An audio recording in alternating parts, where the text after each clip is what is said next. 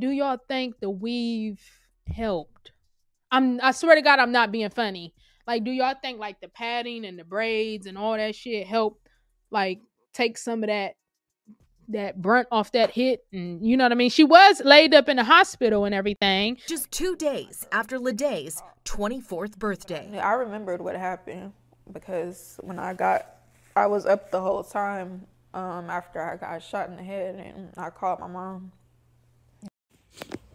So this is an excellent topic to bring up because she didn't die. She didn't have no real damage done. She got trauma, but she didn't have no real damage done. Like, she healed up nice. But did the weave stop the bullet or help help brace the impact of the bullet? Yes, it did. If you haven't seen Anatomy of a Headshot by Dark Science, go to the description box below. It's gonna be a full link to that.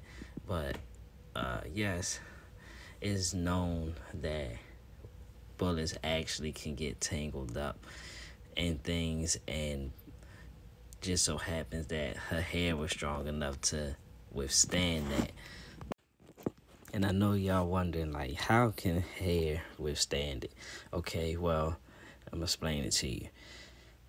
Every time that bullet is fired out that barrel, the barrel has threads which rotates that bullet out of there.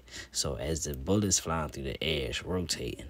So when it's fired at a high velocity, it has kinetic energy that comes out behind it. So the kinetic energy is the motion within the travel of the bullet. So however long the bullet took to get there, that's how much kinetic energy is going to be built up within that time frame. Basically, the motion of the bullet is building kinetic energy. So the higher the velocity of the firearm or the bullet, the more kinetic energy is going to be being pushed out. So it has me wondering if the bullet lost velocity or kinetic energy from the time that it was fired to the time that it hit this girl in the back of the head. What slowed it down? Something had to slow that bullet down enough to where as though it didn't penetrate her skull, but it did leave enough damage. So somewhere along the line, that bullet lost kinetic energy, which means it's lost some velocity, causing her to get basically just hitting the back of the head with a bat instead of shot. But here's a short breakdown on kinetic energy, velocity, so you can better understand what I mean. Speaking of high-powered, what factor do you think contributes to making a bullet more damaging to the human body? Its length, its velocity, or its weight? The answer is velocity. To understand why, let's look at this equation for kinetic energy. In this case, the kinetic energy of a bullet is equal to the weight of the bullet times its velocity squared divided by the gravitational acceleration constant times 2. This may seem like a lot, especially if you haven't taken physics, but allow me to make this insultingly simple. More kinetic energy equals more ouch. The higher the kinetic energy of a bullet, the more damage it does. And we can prove mathematically how velocity does this. So let's make everything a value of 10. Okay, so the weight is 10, the velocity is 10, and the gravitational constant is also 10. We run the equation and the kinetic energy is 50. Okay, great. When we double the weight of the bullet, the kinetic energy also doubles to 100. Now, if we double the velocity, the kinetic energy does not double, it quadruples. When there's more kinetic energy, there's just overall more damage. So now, this is why she would be in this state right here. Like, looking like she's unconscious in a coma. As you can see, her head's not wrapped, so therefore her skull's not cracked. No damage is really to her skull. She just probably has a major concussion. You know what I'm saying? She just could be completely out of it. She could have swelling in the back of her head and all that, you know. But all in all, more kinetic energy. If that bullet would have had more kinetic energy, that joint would have either got stuck in her brain, probably bounced, ricocheted around, or probably went straight in and out. But somewhere along the line, she lost kinetic energy. That bullet lost kinetic energy, allowing her, whatever weave or costume wig she had on, actually protected her, because the bullet, like I said, the bullets rotate, so it tangled up and basically felt like somebody just hit her in the back of the head with a bat real hard. So she's lucky. She's very lucky.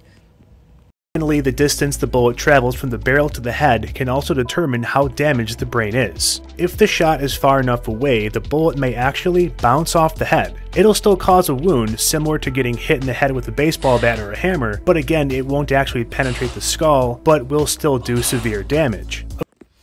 I know y'all over there looking like, yo, this shit is unbelievable. Like to get a picture in the back, but nah, this shit is realistic, bro. It's realistic. This shit really happens. Lower power firearms can do that.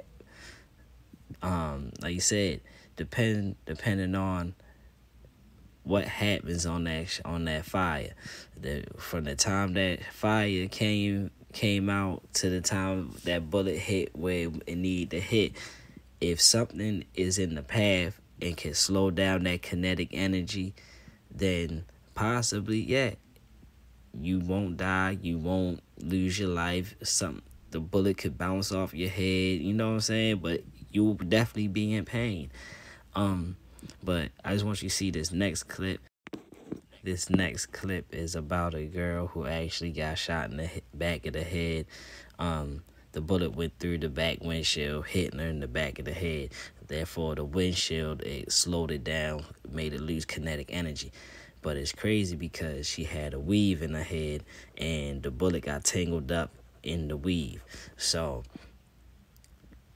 when Katrina says, do you think the weave saved her life? Yes, it did. This is the video that I was talking about in the live. 20-year-old Brianna Bonds thought she had been shot. She showed us where she says a .40 caliber bullet hit her and stopped. Police found the spent slug tangled in her hair and say her weave prevented it from penetrating her skull. I want you to notice what he said. He said she got shot in the back of the head by a .40. You know, like, no, a .40 ain't no little bullet. That's a nice size, healthy bullet. So for her to get shot in the back of the head with a .40 and the hair get tangled up and caught it, bruh, that's some strong weave right there. That shit like a helmet. They was going past me like zoom, zoom, and the window was shattering. I'm like, oh Lord, am I alive? Am I dead? What's going on? I'm not even 21 yet. Back in my head, like, bam, that's how it felt. And it was, you said it was hot. It was hot. You could feel it. Brianna says her head snapped forward. Man, dog, you see that shit, bruh? Like, what's getting through that? Bruh, you can't even see her scalp, bruh. Like, that shit padded, matted, and laid down. Man, ain't nothing getting through that, bruh. Alright, so, I don't like telling that story too much, because I be using it to remind my cousin about the time he almost shot me. But we was sitting there, and he shot his .40. It went through my bedpost and went inside the carpet and got tangled up. I never knew where the bullet was. I lost it. So, as I'm cleaning up one day, I had to clean underneath the bed. I'm get underneath the bed, I'm vacuuming, I step on something hard, like, what the heck is that? So, that's the bullet that he discharged inside the house. It went through my bedpost, went inside the carpet, and the carpet fibers tangled it up. So, what I'm saying is, the bedpost slowed it down, slowed the kinetic energy down enough to where as though the carpet fibers caught it and tangled it up and stuck it there. That's basically what's happening in this girl head right here. That's probably, you know, one of them low Remy packs, you know what I'm saying, that don't cost that much, but, you know, probably cost a couple dollars. And, you know, she holding on to it and, you know, got matted down. So when that bullet hit, instead of it puncturing it, because like I said, they rotate in the air, it hit and tangled up in this matted mess right here, you know. So like I said, it's like a helmet. That shit actually saves lives. You know, you probably could put that shit in and twine that shit in the vest and you know, shit. Or you can mess around, put that joint, I mean, it's a type of helmet or something like that. You know what I'm saying? To put all them fibers together and make that joint like some real type of helmet that covers the back, sides, and all that.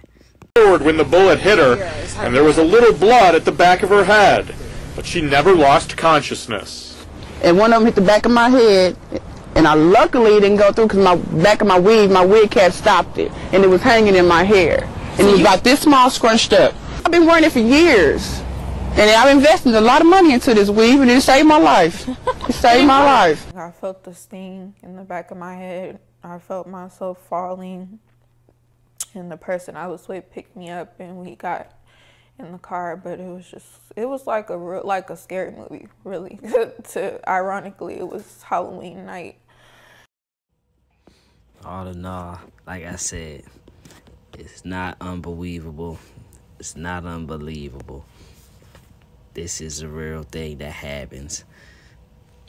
Bullets can get caught up in hair fibers, all that stuff. It can be stopped.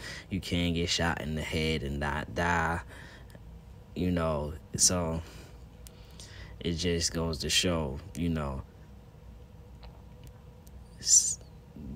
God be with y'all. I'm letting y'all know that now. That's all it is. That's all it is. God be with y'all. He said, you know what? I'm going to give this strength, give this weave the strength to hold on to this because it's not your time. That's just basically all he's saying.